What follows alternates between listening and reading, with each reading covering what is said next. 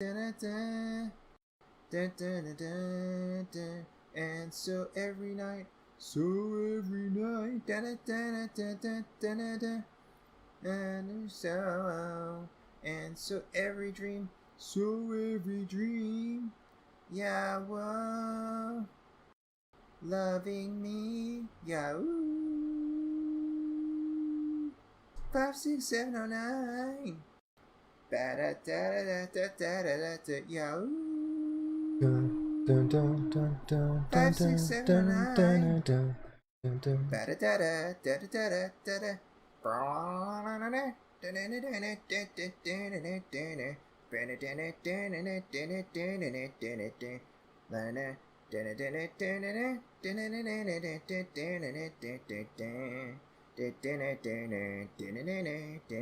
da. Yahoo! 56709. Ba da da da da da da da da. Yahoo! 56709. Ba da da da da da da da. Yahoo! 56709. Da da da da da da da da. Yahoo! 56709.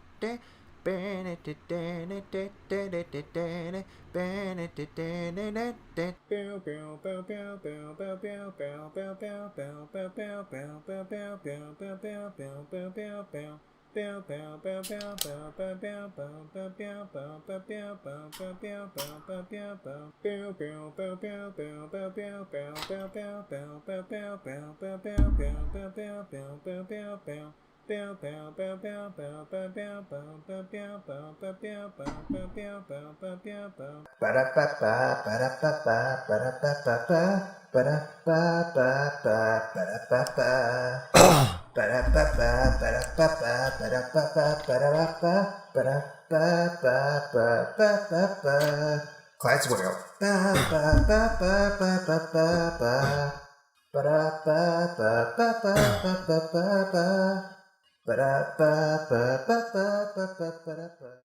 Alright, folks, after a very long hiatus, we're back to the Mudita Heart Plays stream. Hope you are having a good week, month, and even your year. I guess that's Friends. Friends theme. Only on HBO Max. Anyway, yeah, it's been a while since I've been streaming. I've been on a very long hiatus, going through a lot, and just didn't feel like streaming for a long period of time. Kind of just prioritizing other things, health-wise, career-wise, spiritual-wise, and whatnot. And I did play a lot of games, but yeah, now I'm back, and yeah, just happy to start streaming again. So yeah, it looks like the microphone's back, and we'll need desktop audio at some point, okay? But yeah, share this on a couple places. Hopefully we'll have some people trickle in soon. But yeah, we got some follows from last time. Derivative, thank you for following. PRPHD, thanks for hosting and rating. Brother Casper, thanks for following. And Sir Matthias 007, thanks for following. If you're just tuning in, what I typically do, I'm a recent graduate of an MFA program in game design, and I typically have a kind of analytical take on games, and also integrate my own kind of like wholesome take on things. Hopeful take, I guess, but also critically informed and all that kind of good stuff. Yeah, as you're going to see, we're going to go over a few things. So we're going to start with some news. So first we're going to start with like this happy news, then some gaming news, which is less happy generally, and then we're going to get around to like just some fun stuff here. And then after that, we're going to start playing some 12 minutes soon enough. So yeah, Yeah, and hope you'll enjoy this, whether you're seeing this now or later. It's good to see you. So yeah, wherever you are, hope you're doing well. Okay, so let's just kind of like go over some of this happy news. Let's try to enjoy this. Wait a second, hold on. Can't even see the chat actually. Um, okay, there we go. Go. Okay. Okay, cool. Okay, so we have the chat window open, and yeah. So yeah, let's go over some happy news to start with. This is something I follow on social media. Happy broadcast. A lot of happy news can be a little fluffy, but this is like kind of good enough for me. I mean, I always try to at least have some happy news in my information diet just to remind me that there are still kind of good things still happening, even if it's not super obvious on social media. So yeah, here's happy broadcast. As of this past Sunday, um, 3 water rescue Labrador dogs are hailed as heroes for saving a group of 3 families, 8 kids and 6 adults, swept off to sea off an Italian beach. Source Facebook. Wow. 3 dogs. That's a lot of, that's 14 people. Gosh, wow. Um, yeah, those dogs are deserve some excellent belly rubs after that. And they look so happy too. They're like, wow, so precious. Wow. I mean, I don't know, like all in a day's work. Wow. Uh, yeah, I don't know, man's best friend, I guess. Humanity's best friend. I'm just so loyal. Wow, that is really, that's already kind of a little too much news for me. Like that's like I can't even stand that. Like it's to believe that that there's even hope in this world, and it's from dogs instead of people. But anyway, okay, here's some human scale news. This is something that humans are doing. More than 9 million trees have been planted to create the national forest in the Midlands, the first forest to be created at scale in England for more than 1,000 years. Source Euronews Green. Wow. That's amazing. 9 million trees planted to create the national forest. Wow. First forest to be created at scale in England for more than 1,000 years.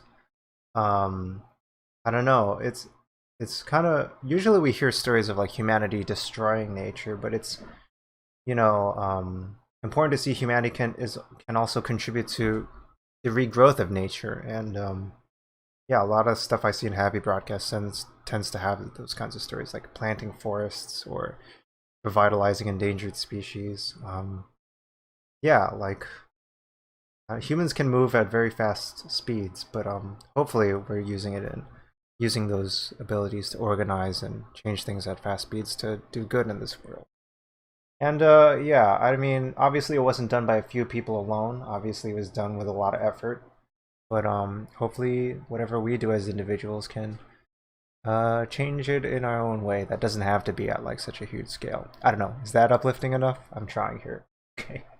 Um, Making steel is responsible for 8% of the world's emissions. A Swedish company made the world's first delivery of green steel, made without using coal.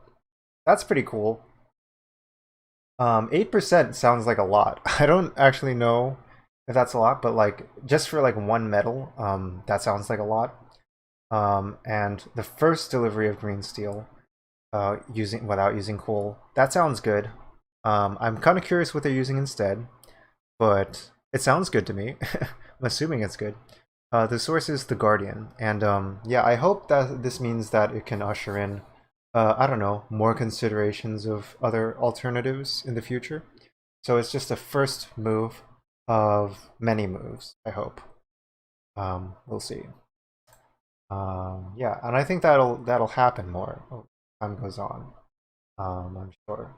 So, nonprofit organization has built a virtual library in Minecraft to give gamers access to censored books and articles in the countries where they were banned. Wow.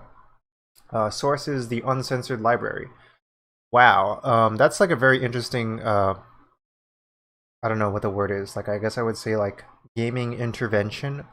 for free speech and stuff. And yeah, now it seems like Minecraft is becoming used for this kind of uh, digital cyberspace kind of like space for this stuff. I don't know. I don't want to get too analytical. But like, yeah, this is pretty cool. It's making more knowledge accessible. That's pretty cool to me. In Tokyo, the newly opened Dawn Avatar Robot Cafe is creating an inclusive workplace that has robot waiters controlled remotely by workers with disabilities. That's really cool. It's like combining like sources timeout. Interesting. It's combining like technology with like accessibility and giving employment to people with disabilities, and also using it as a opportunity to I don't know. Yeah, yeah. It's that's really cool. It's giving jobs for people, and yeah, very cool. Okay, sunscreen products with chemical compounds that are harmful to coral are now prohibited from being used in all Thailand's marine national parks. Versus Bangkok Post.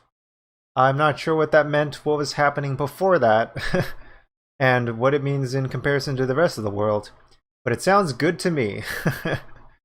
Yeah, I guess it's hard to like capture the scope of these problems in a single thing, but it sounds good. Like less harm to coral. Coral reefs are like really essential to the biodiversity of our planet, what I understand. And yeah, that's really cool. I consider this an absolute win. There's nothing being lost here. Even if I qualify it as there could be more, I don't think anything's being lost by this happening. So I consider it an absolute win, to quote a wise man. Okay, so here we go. Pakistan to get first female Supreme Court justice for the first time in the country's history. A move which has been lauded as a win for women's rights. Wow, that's pretty cool. Source is Dawn. Wow. Yeah, that's pretty amazing. Yeah, I mean, the world moves at like all kinds of speeds at different times, and yeah, that's and yeah, I don't know. It just sounds good. More ladies in judicial systems. I think it's a good thing. Okay. Awesome person of the week, Maria Andrzejczyk. I don't know how to pronounce that. I'm sorry. She's a Polish javelin thrower who won a silver medal at the Tokyo Olympics. Awesome. Herself a bone cancer survivor, she auctioned off the medal to give an 8-month-old boy with a heart defect a fighting chance at survival. The winning bid of 125,000 will pay for Malicia's operation. Wow, that's amazing. That's amazing. Wow, that's really great. I wish I could do something like that, but unfortunately, I cannot.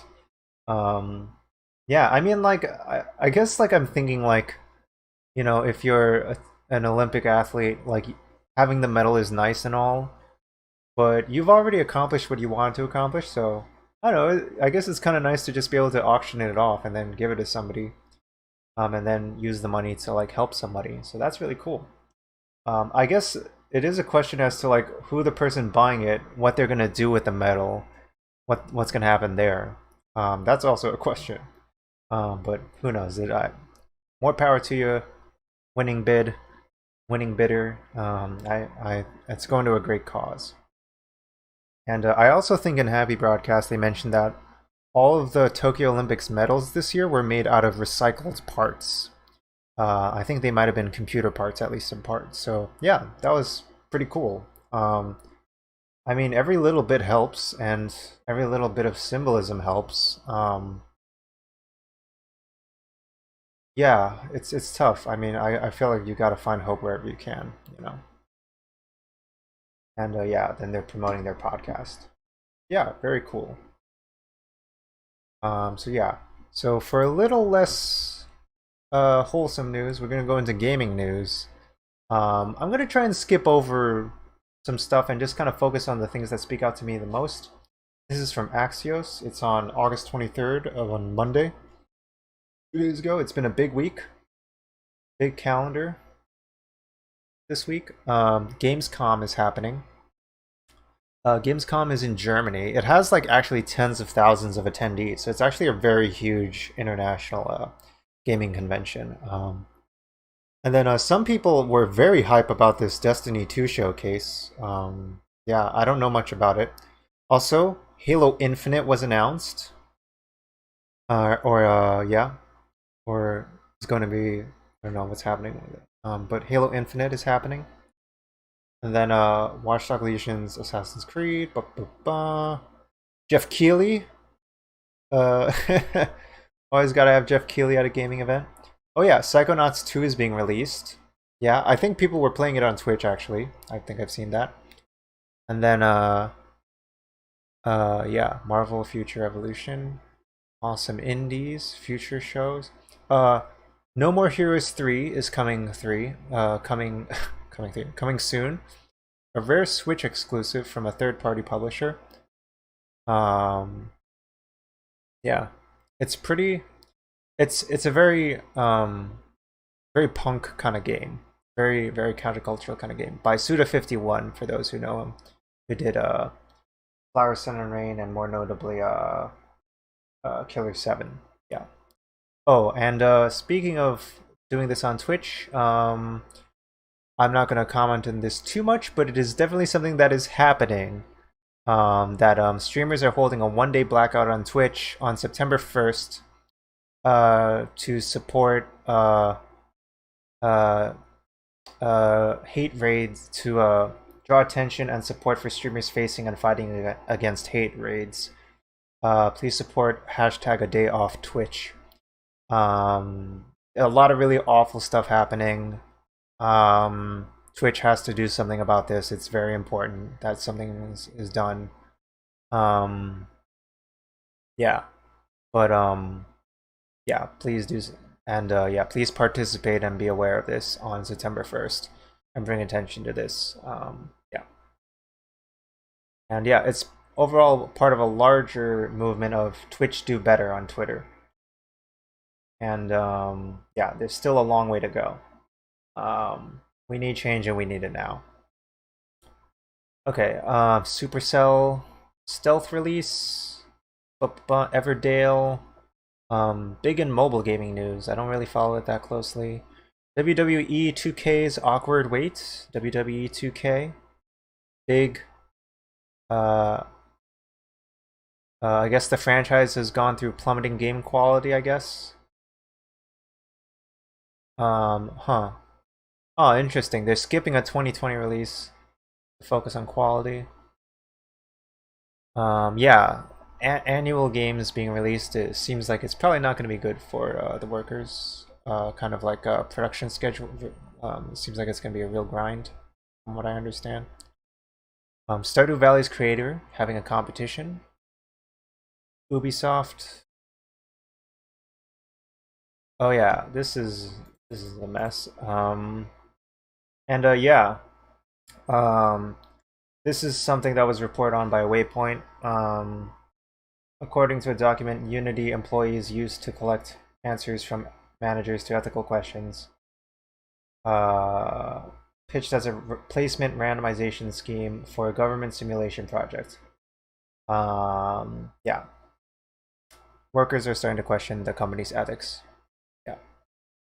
And yeah, in other news, Gama Sutra is changing its name to Game Developer. The number of times I had to explain to somebody that it's called Gama Sutra and it's not about the Kama Sutra is just... it would have saved me a lot of trouble in my life if they changed the name earlier, let me tell you. Gama Sutra is a developer-facing publication and blog that allows developers to share like design and audio and production tips with each other and stuff, and kind of business stuff with each other. And like, I've just had to like say, no, Gama Sutra is about, it's professionals use it, we use it, and like, it's not about weird sex stuff. Like, this is very awkward. But yeah, okay. And then here's today's news. Okay, No More Heroes 3. Oh yeah, there's some review embargo stuff happening with it. Um, yeah, some controversies over the whether or not a review can run early before the release date, or if a publisher is allowed to change when the embargo is, uh, really close to the release date. For those of you who don't know, a review embargo is when this is like publicly shared knowledge. It's not like an insider thing or anything, although gamers maybe don't know about it much except for like streamers. But a review embargo is basically a time that publishers permit journalistic outlets and sometimes streamers to talk about a game prior to release, and they arrange it such that it's all simultaneous and all supposed to be able to give enough buzz to a game before release uh, in a way that's equitable to both the journalists and the publishers. And yeah, it can be pretty. There's a lot of controversy with this over the history of this, as they'll see with like Assassin's Creed Unity, Cyberpunk 2077, and yeah, there's a lot of different practices that are kind of controversial. But yep. Also, Marvel is doing a XCOM like game, or I should say, what's it called? Firaxis, who does Civilization and XCOM, they're doing a Marvel game, turn-based tactical RPG. Ba-ba-ba. More Marvel games. Halo Infinite finally gets a release date, December 8th, which is strange because usually it's not released that late in the year compared to all the other past Halo games. And there hasn't been a Halo game in 6 years, despite being such a huge franchise. I myself remember playing a lot of Halo Reach back in undergrad at college. And yeah. Yeah. Halo just kind of defined a generation of gamers, really. I don't know. Do people like news? Hope everyone's day is going well. I'm just kind of rambling about news. Coaches for esports playing, and yeah, fun news. Games are getting fishing modes. Guild Wars 2 has a fishing mode. Skyrim is getting an official fishing mode, and so is Genshin Impact.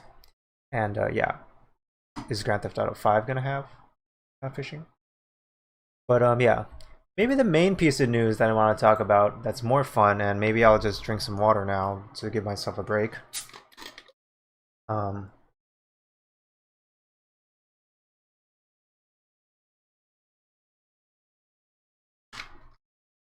oh boy. So, maybe the main piece of news I want to talk about that I feel like is really fun to like just kind of get into is this little piece by at IGN. It's written by game developer Rebecca Valentine. I believe she's a game developer. And she asked, I believe the premise of this article is that she asked on Twitter for all of her game developer friends, what is the hardest part of making a game? And game developers replied that the answer was everything. And the thing is, what's great about this is that it's something that I appreciate as a game developer, but I think is really important for gamers to understand is how incredibly hard it is to make a game. Like, even with very simple things that seem like, oh, it's very straightforward in real life, it's like a lot of complexity goes into it when you're making it in a game. So I'm not going to go through this whole article. It's very long. It's pretty long, but yeah. Here's a whole piece, a 3-minute video, just on why devs say it's very hard to put doors in games. Yeah, you're gonna get answers. Yeah, basically, why don't you just do X is what gamers ask, and the answer that developers reply is that it's really, really hard is why. So yeah, let's give some examples. I'm just going to focus on some big text examples here. So, an elevator is an invitation to make your enemies or companions look dumb, for physics objects to go flying, or for quest items to get stuck. So yeah, let's see. So first off, so this is Bill Gardner, creative director of Deep End Games, lead level designer on Bioshock and Bioshock Infinite. Explain the elevator problem as follows. First off, you have to summon an elevator via a button or whatever. By calling the elevator, you open the opportunity for the player, objects, or AI to wander underneath it and get squished or trapped. So suddenly you have to deal with that. It's an invitation to make your enemies or companions look dumb, for physics objects to go flying, quest items to get stuck. So let's say you try to solve the AI issue by excluding them from elevators. Well, how then do they avoid looking as dumb as possible as soon as you cross the threshold inside the elevator? They'll either stand there or they'll need some sort of custom behavior. Then, if the elevator can take you to multiple floors, you have to feed back when an elevator is busy or allow it to queue up floors to stop on. Now, let's say you decide to get off on the second floor, and then jump down and hit the call button again. Suddenly, you have to feed back that the elevator is busy. Even then, the player is used to having things respond nearly instantly, so there's a good chance they'll get frustrated and call the thing broken. None of this is even getting to handling the elevator doors and what happens when those open and close and trap the player or other objects in the doorway. Wow, it's exhausting, but like, yeah. Nightmare elevator.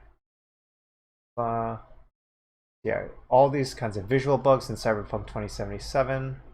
Yeah, here's an example. Another problem is just interacting with objects in games. Making two things, items, or characters come into contact with each other is incredibly difficult. Basically, here's an example given by Ben Wander, a designer on Airborne Kingdom at the Wandering Band, explaining the issue as follows. The objects themselves are not real, they have no density or physical bounds. So, if you want a character to say, hold an apple, the artist has to go in and change the character's fingers to wrap around the apple perfectly, custom animation. If you want them to hold a kiwi instead, or how about a grapefruit, you have to make a different animation. That's why you'll often see characters hand-generated quest items to other... You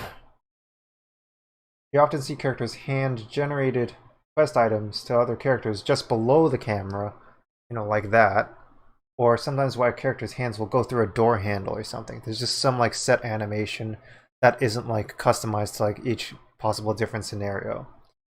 Otherwise it has to be like procedurally generated animations for every single thing for a hand to grab onto or whatever.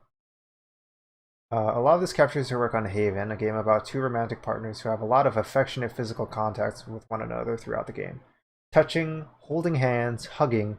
It's already hard in cutscenes, but in real-time gameplay, it's a nightmare. Haven was a great example of that, but it seems so natural for players, and something that we should have more of in games. Yeah, and there's an example of that with Can You Pet the Dog, the novelty Twitter account. Some of you might know that. Let's get around a bit more. So yeah, here's examples of complex movement. So yeah.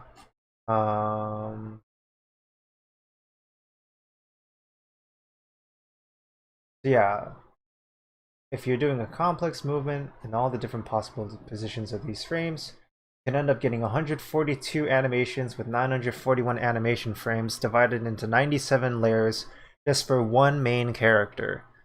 And yeah, and then an artist has to draw each of those frames and separate into each of those layers and separate into each of those animations. Yeah, it's a lot of work for an artist. That's something that, like, if a player just sees it, they're like, oh, that looks cool. But if it's not working right, the player's like, hey, that's broken AF. Why isn't this fixed or whatever? Yeah. Also, just like knowing if there's water inside something in real time. As soon as you introduce boats, submarine, so like the game is yeah.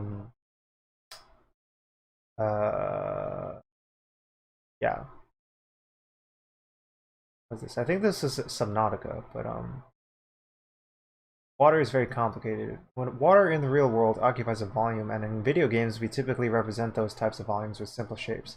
In the case of an ocean, this might be an infinite playing center. Okay.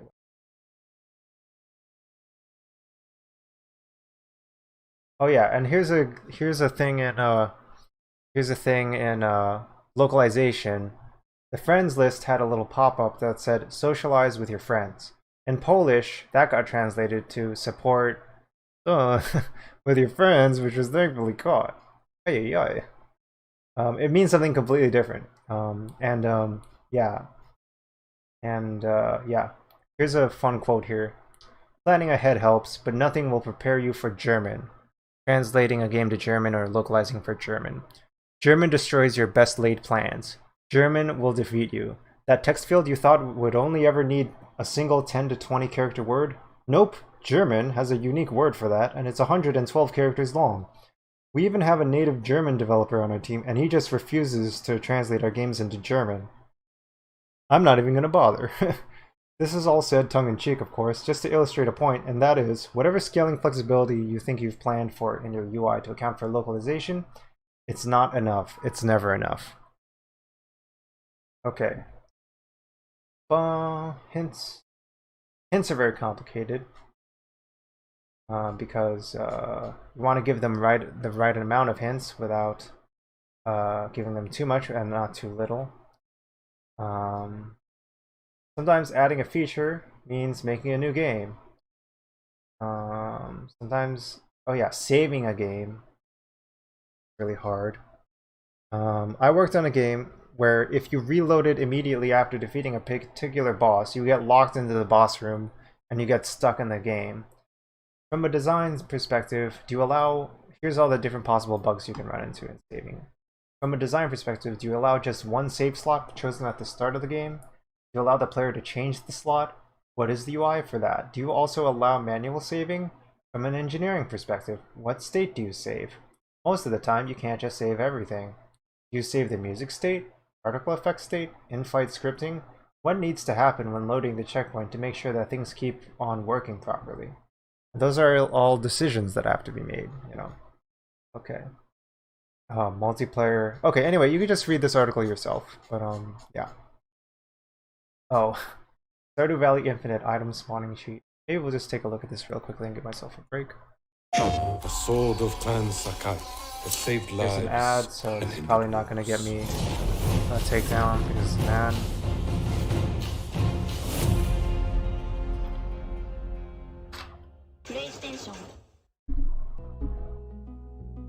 Thanks to an exploit in Stardew Valley, you can use your character name to spawn rare items. First, you'll need to look up a list of item codes we have in our Stardew Valley wiki. Using these codes, name your character with brackets around each code.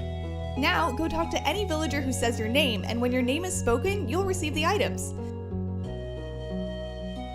You can name yourself with up to 3 item codes at a time. You can also name any animal in the game with an item code and get that item once. For more cheats and secrets for Stardew Valley, check out IGN's Stardew Valley wiki. I haven't seen these Mongols before. I have to go back. Okay, so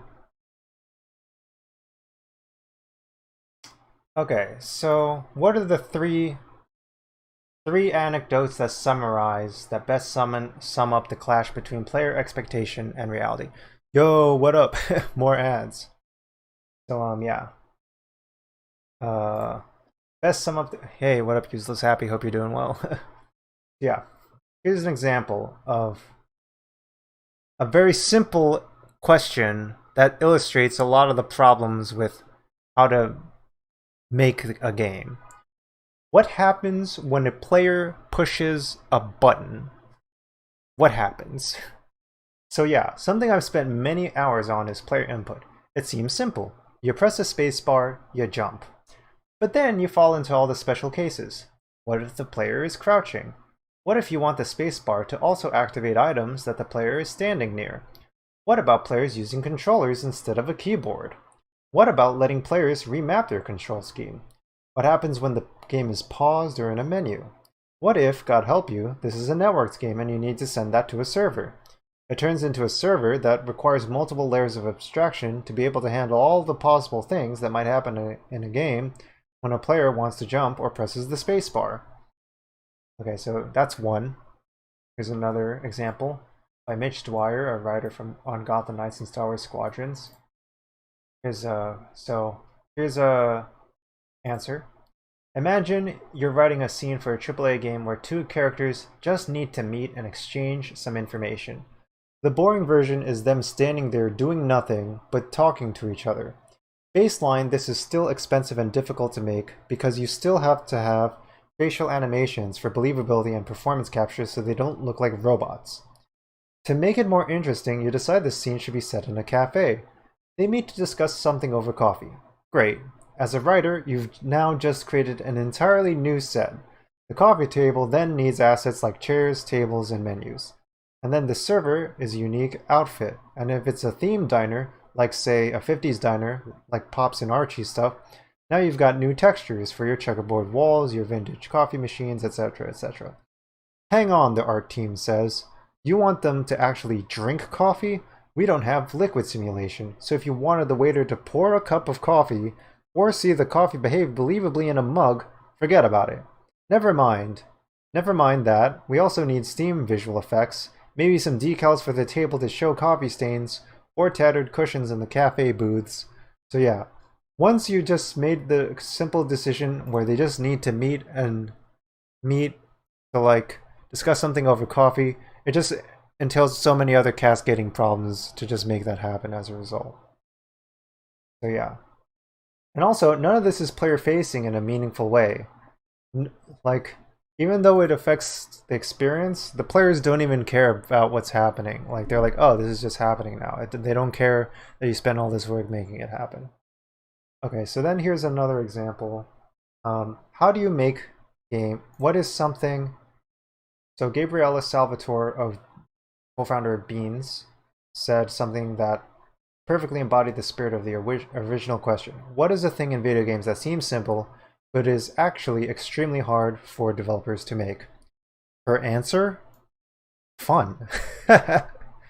It's hard to make something. It's harder to make something that functions, and it's even harder to just make it fun somehow. When something feels good in a game, it's because 1,000 micro decisions are working together to make a seamless experience for the player. When talking about it with friends, we tend to boil this down to the most obvious description of the mechanic. Jumping as Mario feels good. It's fun. But how much of that fun is impacted by those 1,000 micro decisions, like the level design, or by the metrics that define the maximum height and distance that Mario is able to clear with his jump? Or how much of it is affected by barely making a jump feel better than easily? Does it just barely making a jump feel better than easily? Does just barely making a jump feel better than easily clearing a huge gap? How much of the fun comes from the game feel, the controls, the controller mapping and inputs? Is pressing A to jump more satisfying than pressing B? Is long pressing to jump higher more engaging than pressing the button twice to jump higher? How much of the fun comes from the animation, from the design and look of the character, height of the character, the airtime, the jump height, the experience by the sound of the jumping, the interaction of jumping like landing on a Goomba or hitting a block, the pause in air when you've jumped into an item, the enhancement of a super jump, running into a jump. So yeah, if you're making a game and one of the main mechanics was that your character could jump, what are all the questions you'd have to answer to be able to make it function, let alone feel good? Every mechanic starts a long list of questions like the above. 1,000 micro decisions that have to fit neatly together when it's working properly, and when it's working properly, players aren't supposed to notice. This is all just to create the experience of a satisfying jump. Wow, what a mouthful. It's really hard to make a game fun. It just all works somehow when it all comes together. So yeah, to give myself another break, we're going to go back to the first video in this article, which is the door problem in games. So devs say it's very hard to put doors in games. So let's take a look at this. The sword of time. Okay, more Ghost of Tsushima. Saved lives and ended wars.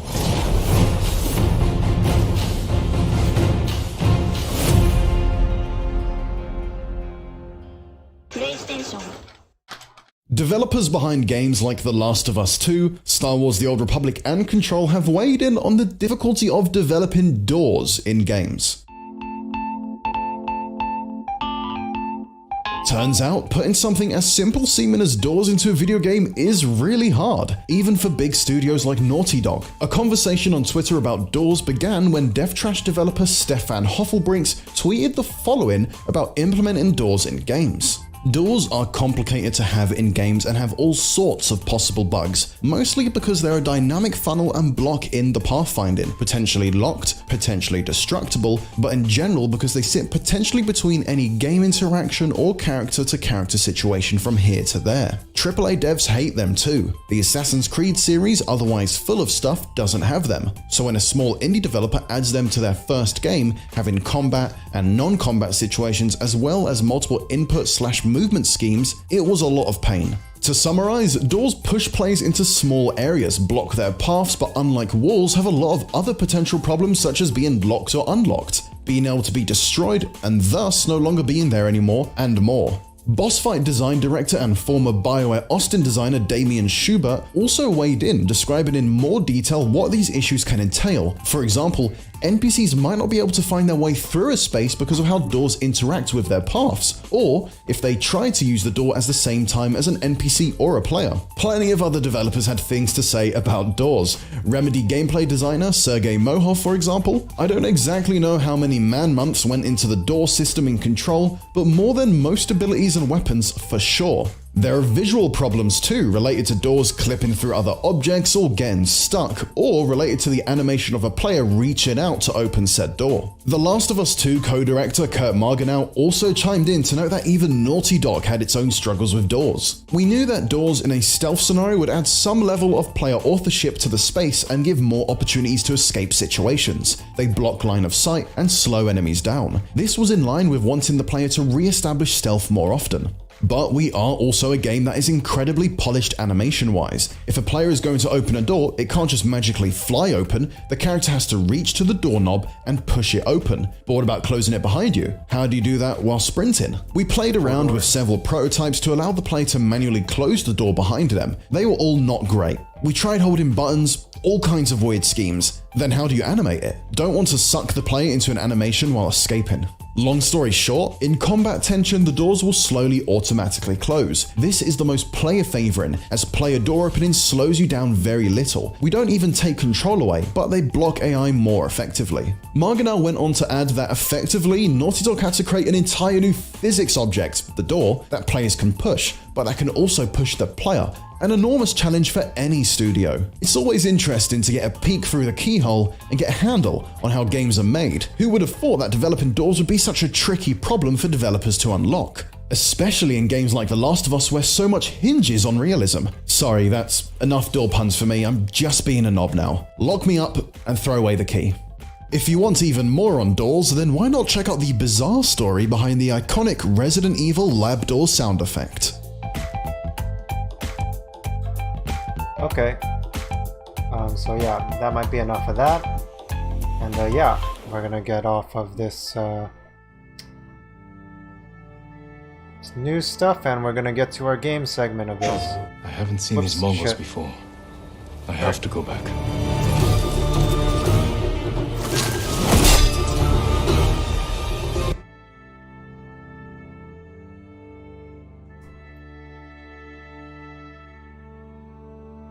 Alright, let's play some 12 minutes, why don't we?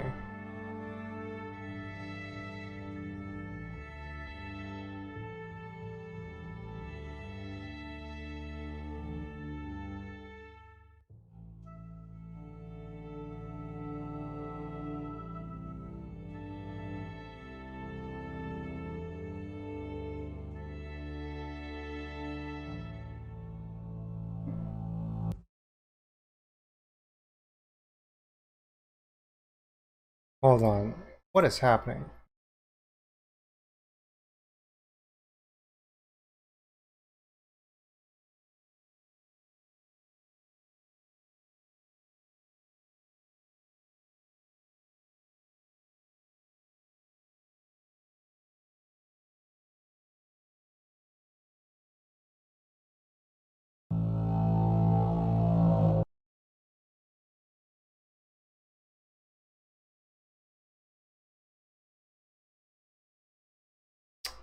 Let's get the, come on, where are we? 12 minutes.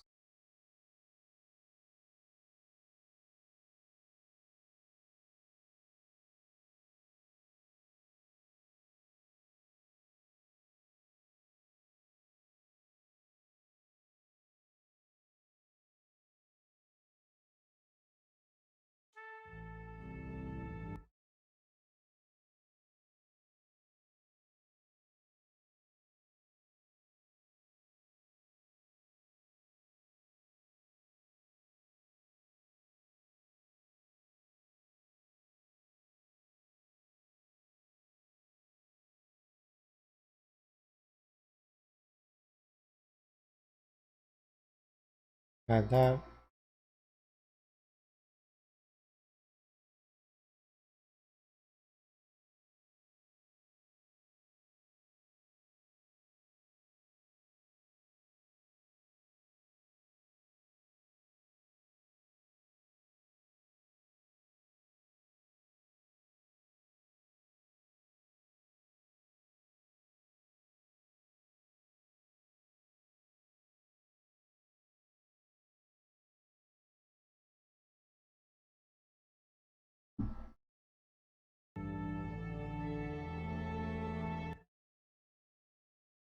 Wow, why can't I capture 12 minutes? That's so strange.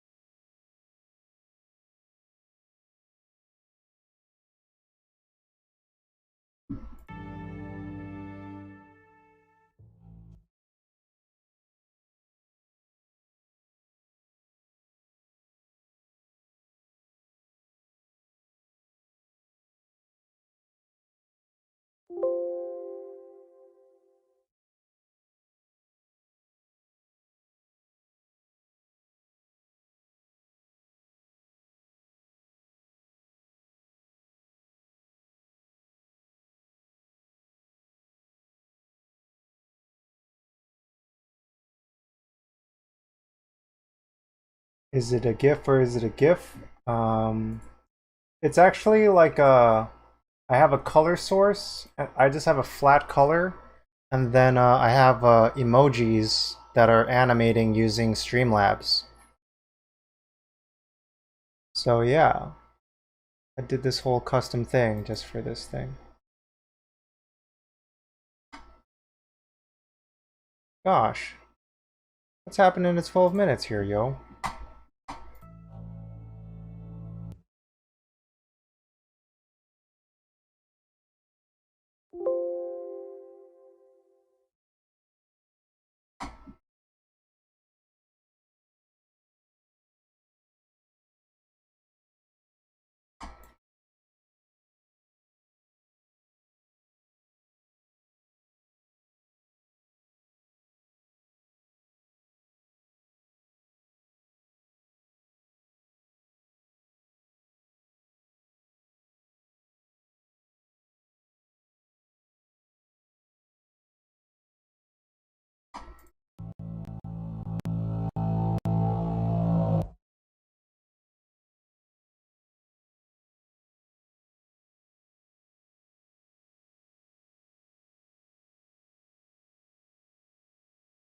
Okay, I'm gonna go to BRB and then I'm gonna try and figure this out.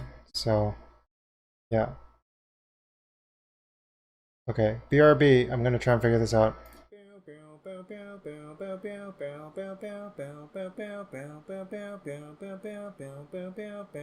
Gosh.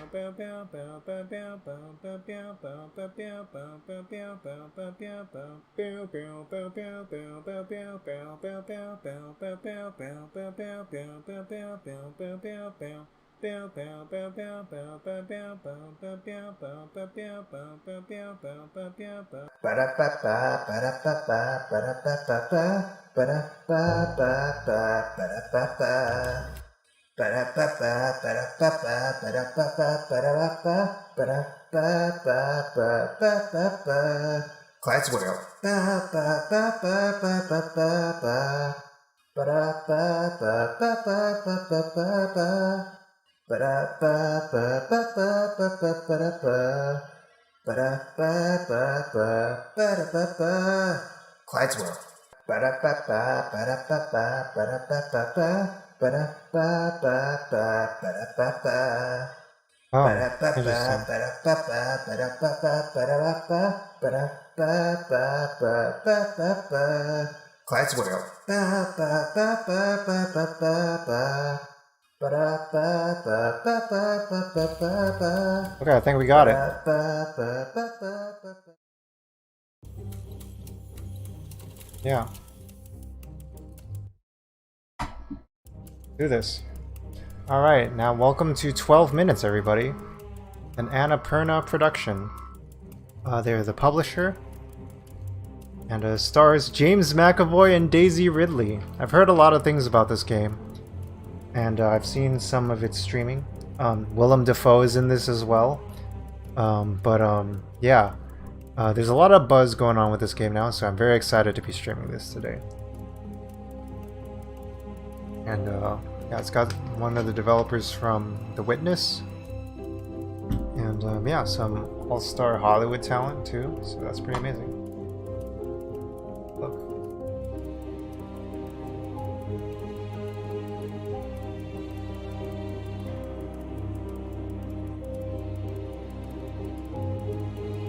Eat a Hot Pocket.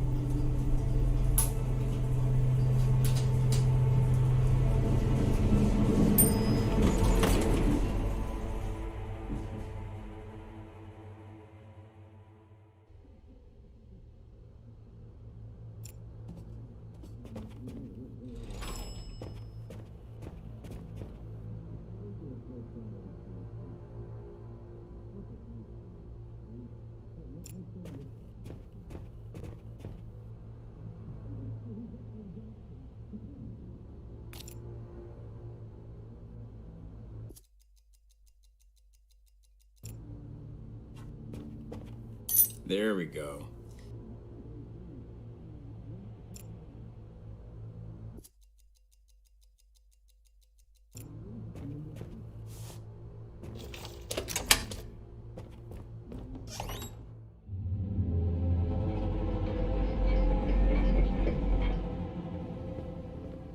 Hey, babe.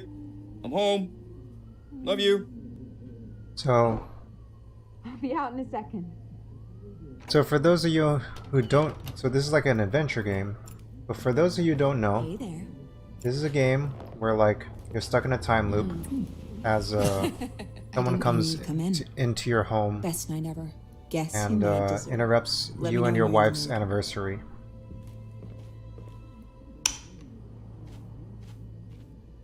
And you're not sure why it's happening, but it's somehow linked to something very dire, and you get to uncover all the things happening in it.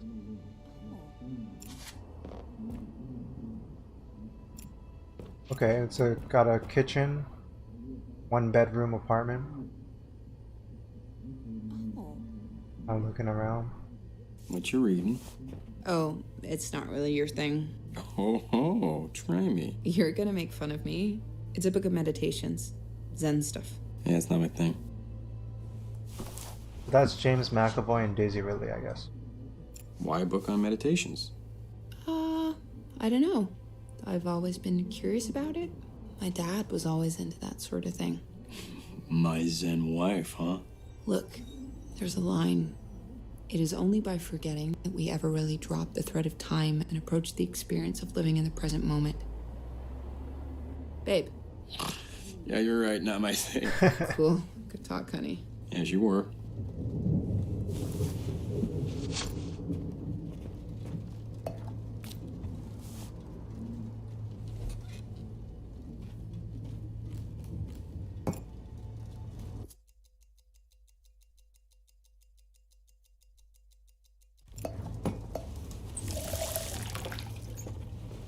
I just want to get something to eat. What do we got in the fridge, honey? Any good grub? Ooh, look at that. Oh, nice stuff. Huh. Right.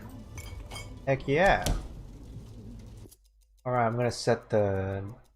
I know this is about to go south soon, so I want to get my dessert on while I still can. Heh.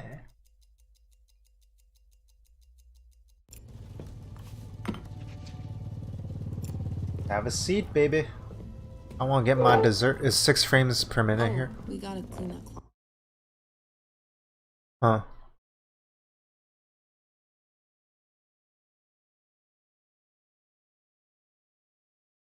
Let me see.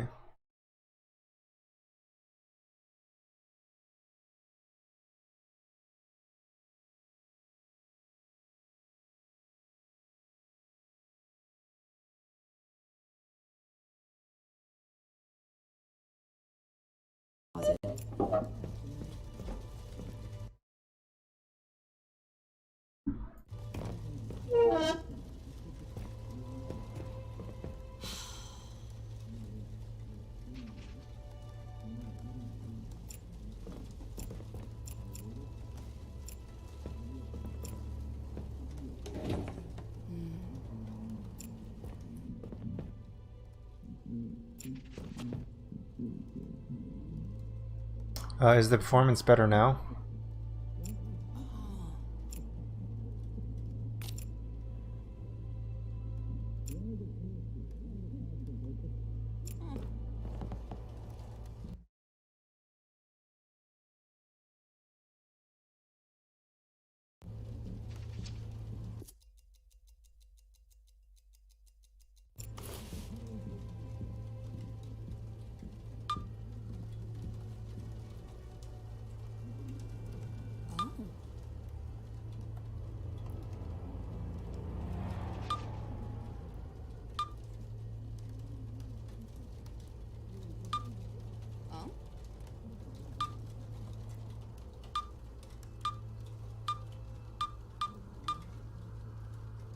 Oh, I forgot to call the landlord about the light switch. Am I doing that tomorrow?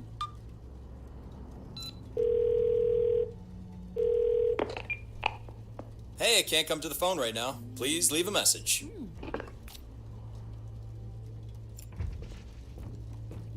Put on some music. Oh. It's our song. They had to play it. Stream's very behind. Damn.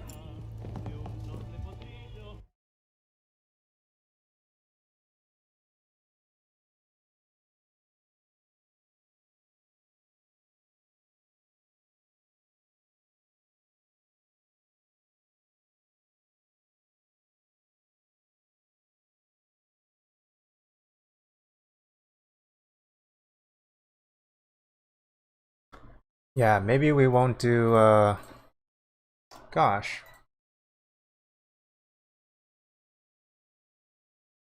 Maybe I can't do 12 minutes after all. What else can I do?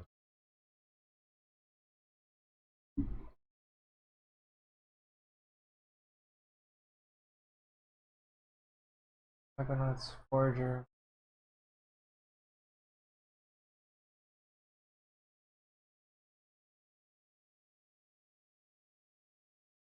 Oh, you know what? I could play... You know what? I guess I'm gonna get out at 12 minutes. No point. Yeah, I guess I'm gonna hop out at 12 minutes if it's gonna have these performance problems. I'll have to think of something else. And you know what? I might go play some more Sleeping Dogs, because I haven't played that in a while.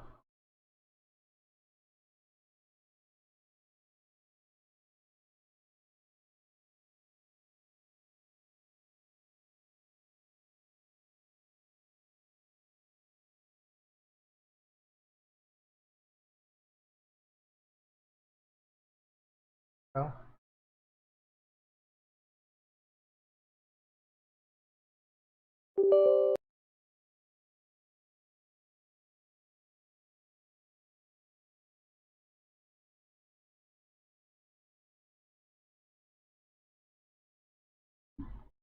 Oof.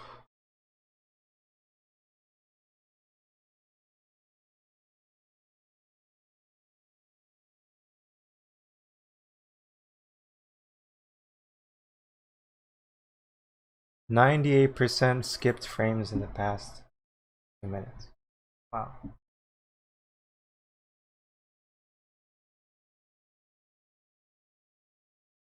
Okay, let's do Sleeping Dogs.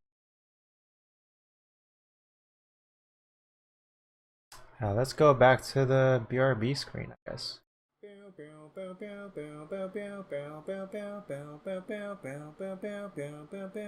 But I don't know. Okay, Sleeping Dogs is installing. Maybe I'll just chat a bit about like the games I've been playing over this summer. Yeah, maybe that'll be good.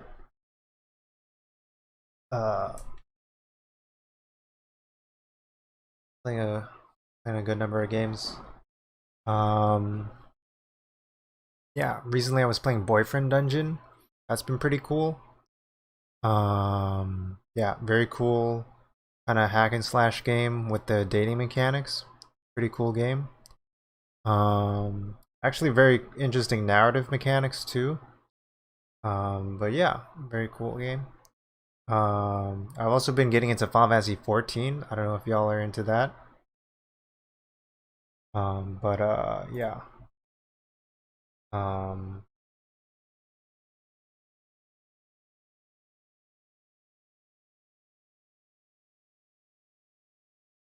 And okay, seems like the performance is getting better now too. And I've been playing a good amount of Pokemon Sword while watching some podcasts. Oops. Listening to some podcasts. Delay? Okay, it just delayed a bit. Land. Are we back now? Looks like we might be back now.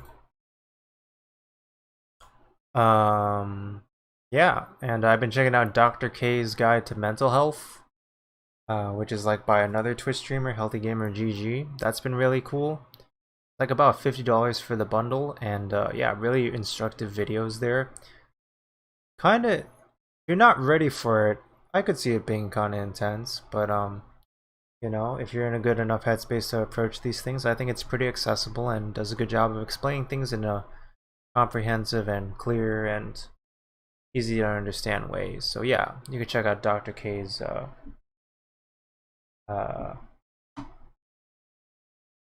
Dr. K's Guide to Mental Health. Bum, bum, bum, bum.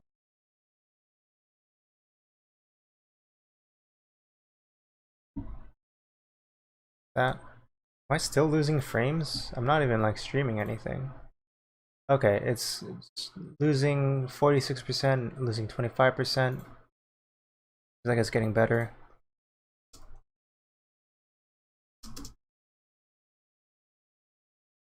I just started games to play this summer. Okay. Yeah. Pokemon Sword, WoW, list podcasts. And what else did I do? Boyfriend Dungeon. Final Fantasy 14. Final Fantasy 14, I feel like I'm still pretty early in it, but I don't know, it's been pretty cool. Like I haven't played an MMO in a long time, and it's been pretty enjoyable. I'm only like 15 levels into it, into like the free trial, which goes up to level 60. And I don't know, I think it just has this kind of like, it reminds me of when I used to play MMOs when I was in high school and stuff. And yeah, it has a lot of cool mechanics that kind of like encourage like interaction and stuff. And I don't know, it's just really polished for a free online game that like is, I don't know, in this familiar Final Fantasy setting. And the character designs are really cool. The combat, I don't know what it is about the combat. Like the combat isn't really like challenging or anything, but it's just, I don't know, satisfying to like level grind a bit and like get familiar with the world and everything. And like I just like exploring, like the whole game is just feels like it's this kind of like reason to explore this world and like tell this kind of like story in little bits and pieces, and as you go along. So it kind of like does feel like this like gated, like the game gates it as an MMO, but it feels like this kind of like linear Final Fantasy RPG, if that makes sense. It's like while you're in this online, whoops, seems like I froze again.